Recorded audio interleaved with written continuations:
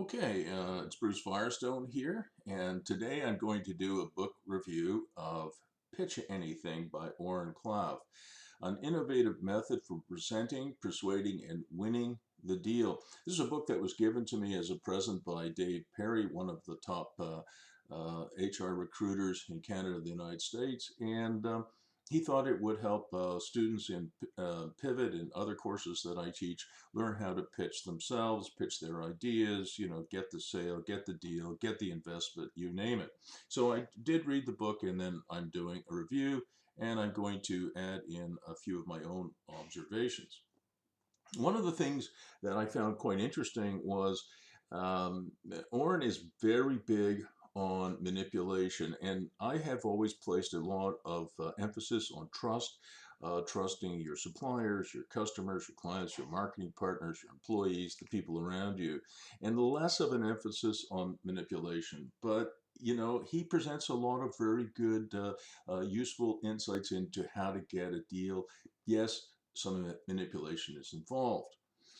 For example, at one point, Oren, in a very difficult negotiation on behalf of a client, threatens an FBI investigation to get his way. Now, I'm not a lawyer, so I'm not an expert, but threatening criminal prosecution, if you're not a police officer, detective, a crown attorney, a district attorney, I think that is probably crossing the line.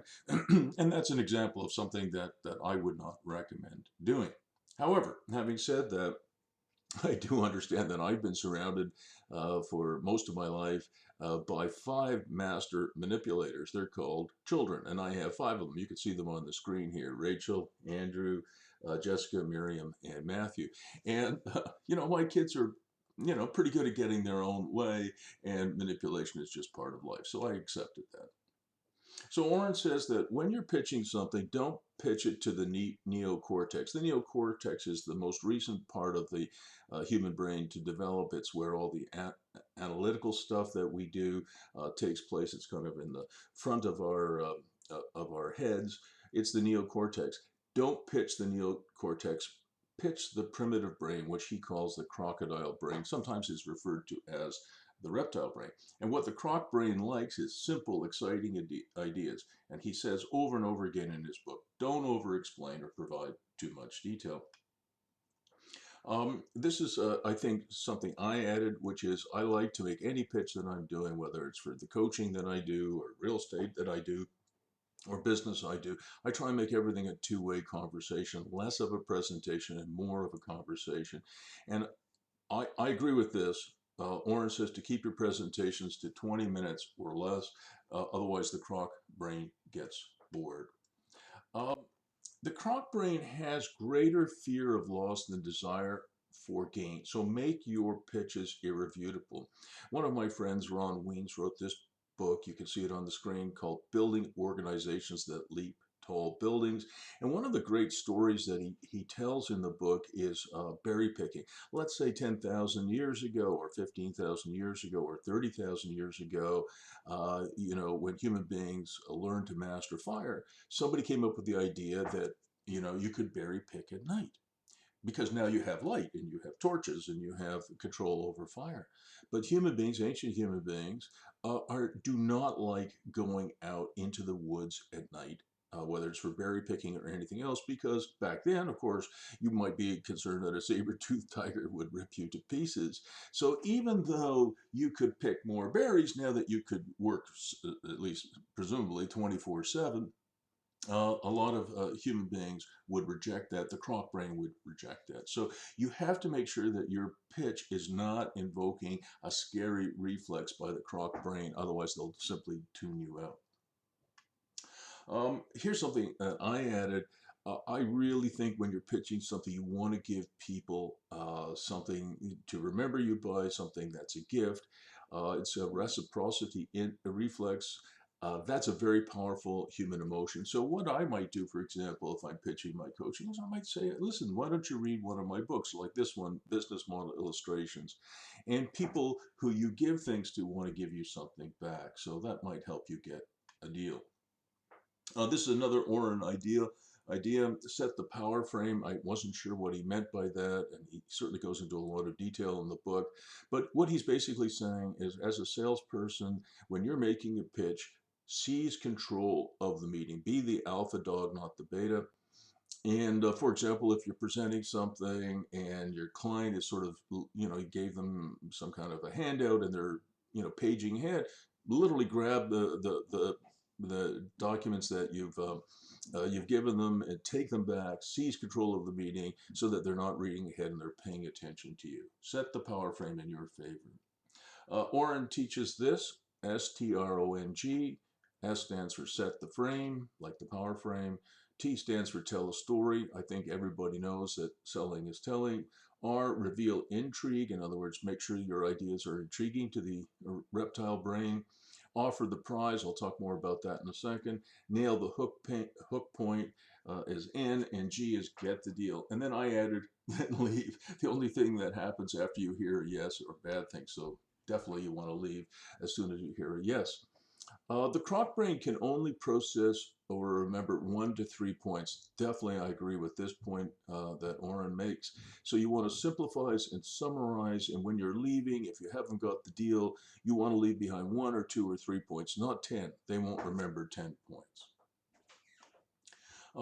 Here's something about the prize. I wasn't sure about his language. What is a prize?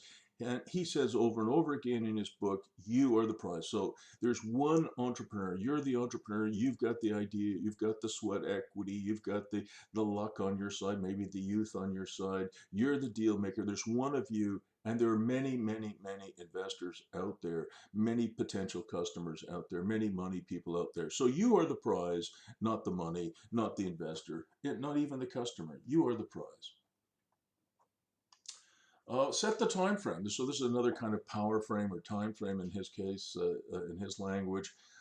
If a decision maker, for example, that you have a meeting with doesn't actually show up for the meeting and he or she sends some data analyst to the meeting, you're kind of done, right? Like when you're drilling down into an immense amount of detail with some junior person, that probably isn't going to result in a successful deal. So what Oren suggests, and I've done this many times, end the meeting. Just if your clients are bored and they start texting while you're talking, just say, hey, listen, you guys are too busy right now. Hey, maybe I should come back at another time when you have more time, and just get up and leave. Be polite, but get up and leave. I agree with that. And that triggers in the Croc brain. I've seen this happen. That triggers these 3 reflexes. We want something that is moving away from us, something we cannot have, and we place value on things that are hard to obtain. So maybe playing a little hard to get is a good thing if you're a salesperson. And I mentioned this earlier, if over-analytical types try to drill down into minute numbers, break it up. Just stop that flat, and what Oren suggests is tell an intriguing personal story and a relevant one. Think of something that you could talk about that really cuts them off at the knees. And I've done that quite a bit too. I have trouble with this one. Ignore all conversation threads that don't advance the deal. I've been known to go down, different paths that are not related to the deal. So I certainly could learn from this one. And this is very powerful. Finish each pitch with confidence, and then let silence do your talking for you, and just sit there and smile. It's very difficult to do, but you should be silent. Don't ask, hey, what do you think? What do you think? Do you think we should do a deal together? Don't be needy, and just sit there and smile, look around the room, and hopefully the potential client will fill in the silence with a yes. He says this quite often in his book. You have to inject humor, and I try always in everything I do to inject a bit of humor. Life can be very difficult and tough, and a little bit of humor works. Obviously, no off-color jokes, but this is my go-to joke. What did one flea say to the other? Shall we walk or take the dog? I mean, things like that can be really just out of the blue, and they can be kind of funny. You should be able to pitch anything in 20 minutes or less. And how Oren breaks it down, and I think this is probably right, is in the first 5 minutes you introduce your big idea. If it takes you longer than 5 minutes to introduce your big idea, that's too long for the Croc brain. Explain the salient points of the deal and its budget, and you've got 10 minutes to do that, all right? And I use, this is my addition to the book review I'm doing, I use a lot of NCS, negative cost selling. And what that means is I want to be able to prove to a potential client that if he or she hires me, the cost of hiring me is much less than the revenues that they're going to see, or the costs that are going to be reduced, or some combination of it, right? So the benefits and the cost reductions outweigh the cost of hiring me as a consultant or coach by quite a margin, right? I've recently started a course to help people learn how to be entrepreneurs, called Pivot, and it costs $100 a month for 3 months, so not very expensive. And it could set people up, I really believe this, to make hundreds of thousands of dollars. And I'm going to give you an example of that, which will take a few minutes and has a lot of detail in it. So I'm absolutely now going outside of what Oren would consider a good pitch. This is an example of a yoga instructor, and I did some coaching here. And it's the yoga instructor in the backyard workshop, personal business for life, PB4L business model. So here's the workshop. There's a clip art of a yoga instructor. Okay, Ashley, not her real name, was a yoga teacher, a single mom with 2 kids, and she was making around $25 per hour working for other yoga studios, teaching yoga. She can do about 3 classes a day. And that's kind of the physical limit. She could work 5 days, 5 days per week, but not 7 days a week. It's just not physically possible. There are 4.33 weeks in each month. So she could make about $30,000 or $31,000 a year maximum if she worked every week of the year. When you're trying to bring up 2 kids on $31,000, that's pretty tough. So what if Ashley did something different? What if she went and rented a different property, not just an apartment for herself and her kids, but she rented, say, a 3-bedroom home with a 1-bedroom basement apartment. So she rented it for $1,800 from her landlord and got her landlord to allow her to sublet, become a sub-landlord for the basement. So she could rent out the basement, and the landlord could get a little bit more money, and Ashley could keep some of it, right? This is called augmented tenancy. And then you saw the backyard workshop, right? She's renting that from the landlord too for $750 a month. Plus the landlord gets a percentage of the revenues that Ashley's going to make in the workshop, because what she's going to do is she's going to stop being a wage slave, and she's going to do her own thing. She's going to start her own yoga studio in her backyard in that workshop. And again, she can do work 5 days a week, do the 3 classes a day, but now she is the principal. So she gets 11 students on average at $15 each, so she can make almost $2,500 a week, and that works out to $128,000, almost $129,000 a year gross. So guys, and men and women, what do you think is better, making $128,000 a year, or making $30,000 or $31,000 a year? Well, that's obvious, right? And don't forget, the landlord is getting a percentage of that. It's a kind of a commercial concept applied to a residential setting. And so Ashley has to pay her landlord an extra $5,100 a year. That's his percentage rent. And so she's netting about $114,000 a year from the backyard workshop. She has some other costs as well. But wait, there's more, right? Like those Vegematic commercials you used to see on TV a long time ago. Wait, there's more. She can't use,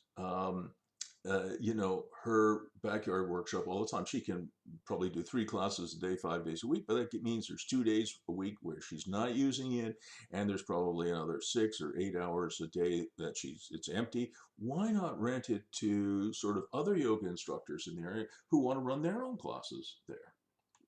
So what if she rented that for $25 an hour, and now she is charging a percentage rent, right? And then every Sunday she could rent it out, not to a yoga instructor, in this case to a local church group. So when you work through all of these numbers now, and I'm not going to go through all the details, you can see it on the screen, and if you're interested, you can try and see if my arithmetic works. she can now make $170,000 a year. About 110 or 115,000 is her own billing from her own yoga practice, and the rest is coming from the fact that other people are now renting it from her, and she is helping other people make more money, right? So she's not hiring yoga instructors to teach more classes. She's letting yoga instructors come and set up, and make real money. So she's not only providing a job for herself, she's providing a job for other people that allows them to run their personal businesses for life too.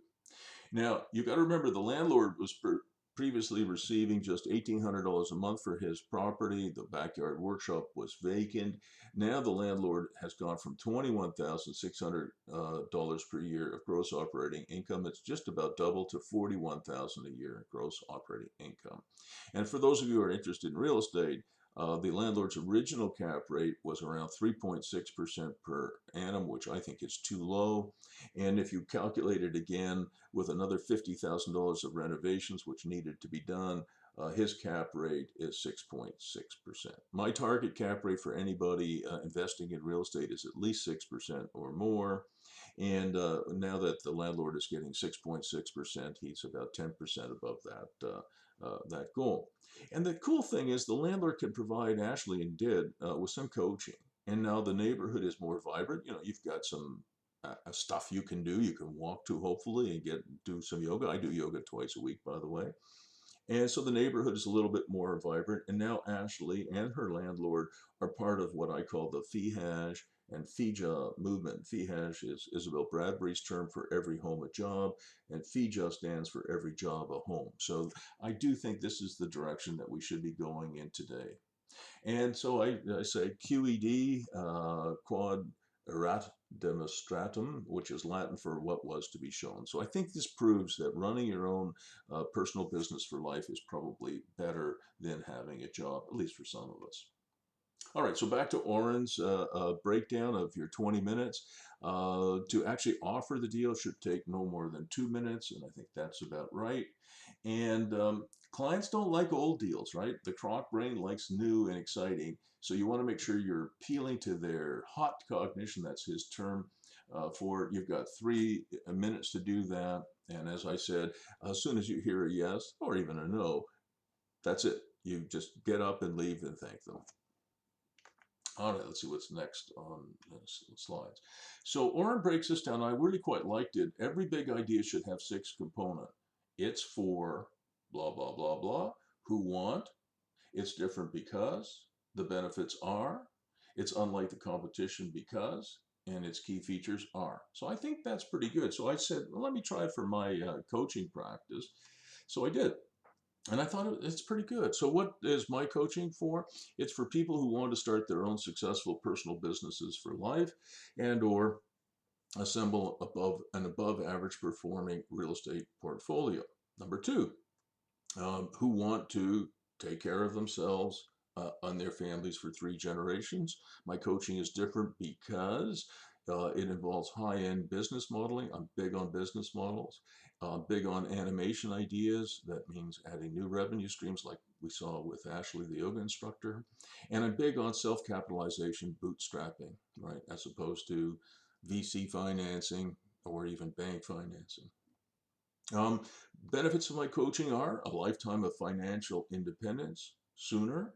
It's unlike the competition because much of my competition in the real estate coaching side of things provides really, really bad advice, in my opinion. For example, there are coaches out there who will teach you how to flip houses, but 94% of clients who try that fail. That's terrible. I wouldn't do that.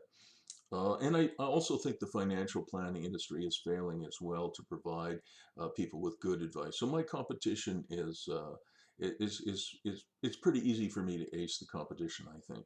And the key features are, for me anyway, that I don't have a one-size-fits-all coaching program. It's tailored to each individual. I coach some people who are billionaires. Their needs are different from, say, former students of mine who are buying their first investment property or starting their own personal business for life. So every one of my coaching assignments is a bit different.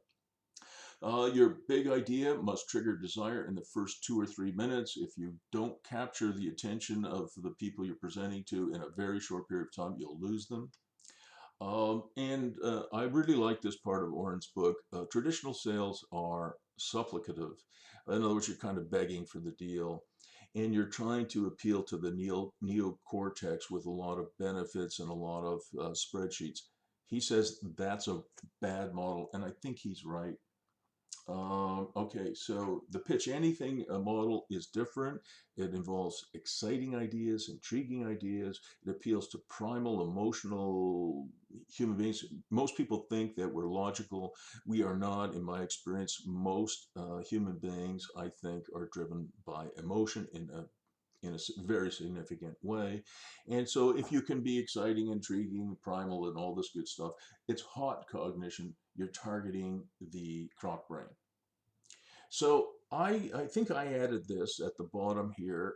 Before you go into anything you're going to pitch, you want to make sure that you have confidence in yourself, in your idea, because if you don't believe in yourself, no one else will. Number two, your deal will succeed with or without this particular client. You don't, it's not the be all and end all whether you get this deal or not. The client support is useful but not essential. If the client doesn't sign up, it's okay. He or she is missing out on a big opportunity. Number five, you ask the question. Oren says this a couple of times in his book, and I agree with it again. Are you, the potential client, the right fit for me in this deal? So you qualify them, not just them qualifying you. At number six, this I think maybe I added this. If somebody doesn't sign up with you, hey, it's disappointing. I mean, I would be lying if I said I wasn't disappointed, but I might be disappointed for 1 or 2 minutes. And then I think to myself, well, I'll just read my time up to go and make some more pitches somewhere else or to do something else. And this is definitely me. There are three answers you can get to any question: yes, no, or maybe. The best answer is probably yes. But the second best answer is no. A maybe doesn't do you any good. So I will often say, if somebody says, well, I'm not sure, maybe, I'll say, look, I'll take that as a no. And then they'll turn to me and say, well, I didn't mean to say no. Then I'll say, okay, say yes. And often they do. All right, see if I can get to the next slide. So I'll give you an example. This one is now going back a long time, but when I did a pitch for an NHL expansion franchise to found the Ottawa Senators, we were given about an hour to make our pitch, and I took 20 minutes to do it. So I was there with Mayor Jim Durrell, Elliot Richardson, the former Attorney General of the United States, Cyril Leader, who became president of the team later, Randy Sexton, and Gary Burns from an accounting firm. And instead of taking 50 or 60 minutes, we were given up to 60 minutes to make the presentation. We did it in 20 minutes, including a 4-minute video. We did introduce humor. And we turned our biggest disadvantage, we didn't have a big arena in Ottawa at that time, into an intriguing teaching moment which could invoke both greed and curiosity in the NHL Board of Governors. And I'll show you what I mean by that.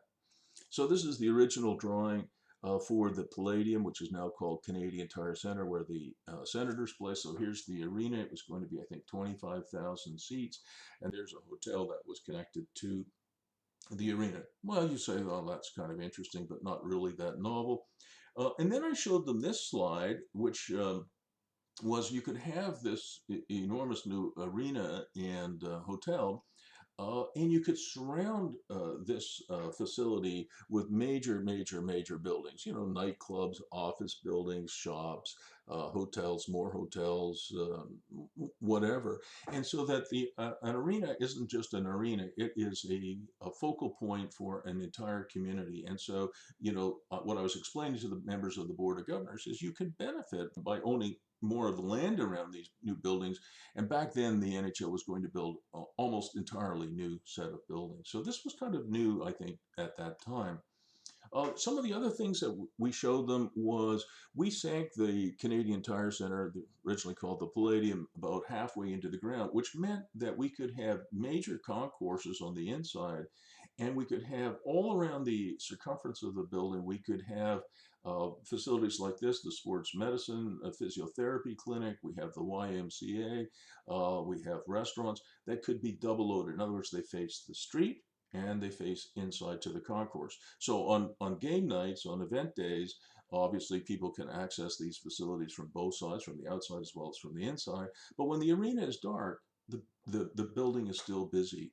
And you get much, much greater rents from places like this that have access to the outside than if they're stuck on the third floor of the Canadian Tire Center. We did a lot with signage, both inside and outside the building. At one point, I think the Senators were in the top 5, 6, or 7 in terms of sponsorship and signage. We had architectural signage everywhere, and I think that was a bit of an eye-opener at that time. We really like the idea of club seating, and you can see some of the club seating actually exists in the Canadian Tire Center. Club seating is a little bit different because these are multi-year commitments, which is really important to getting the holy grail of business, which is committed monthly recurring revenues. If you're just selling a ticket to a hockey game, you know, whether somebody buys or not, may depend on the weather, may depend on their economic situation, may depend on a million other things. But if they buy club seats, it's committed multi-year. So here's the actual inside of the building here. And you can see we also were working with Gino Rossetti, an architect from Detroit, who had built the Palace of Auburn Hills, where the Pistons, the Detroit Pistons of the NBA play. And you'll notice that there are 3 rings of suites. I hope my cursor is showing up. Here's one, which is very close to the ice surface. Here's a second ring, and then up at the top, there's a third ring. So there were about 140 suites in the Canadian Tire Center in the Palladium in the plan. And the idea was that you could rent these for $100,000 or $200,000 a year, and you can rent them for 10 years. And that gave you, again, a very strong, committed monthly recurring revenue base that you could finance these new buildings from. So from the point of view of the Board of Governors, a lot of this stuff was really brand new. So what they did was we were there for 20 minutes, we made our presentation, and we actually ended up being a little bit of overtime. We were actually there for 65 minutes because the last 45 minutes were all Q&A, basically looking at some of the stuff that I just showed you and talking about what we were doing and what we were going to do. And it was intriguing. It appealed to their Croc brain. It was exciting. It was new. So even though I hadn't read Oren's book, it took another 25 years before I got to the Oren's book. You know, even back then in the 1990s, we were implementing some of those ideas. I wrote something else called Firestone's 3 Laws of Power selling. You can see that the link there, there's a Dropbox link there. You won't be able to take it down. So what I'll do is I'll put it in the YouTube description. So if you want, you can grab a PDF copy of what I wrote.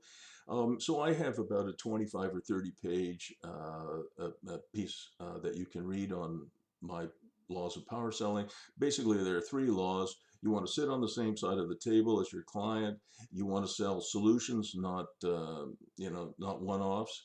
And I use a lot of negative cost selling. How you can show that the benefits or cost reductions or some combination of the two vastly or outweigh the cost of hiring you or paying for your product or service. So I'll put that link in that.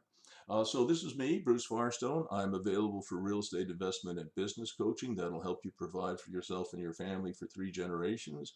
You can always text me at 613-762-8884. And most people are just emailing me, bruce.firestone@century21.ca. And really appreciate your time today. Thanks very much for listening.